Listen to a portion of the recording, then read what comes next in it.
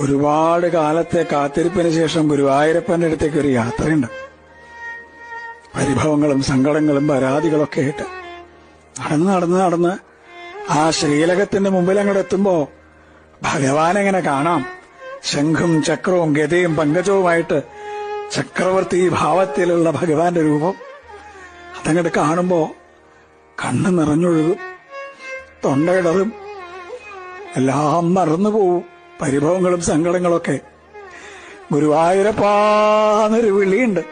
ആ സമയത്ത് ശ്രീലകത്തുനിന്നൊരു നോട്ടമുണ്ട്.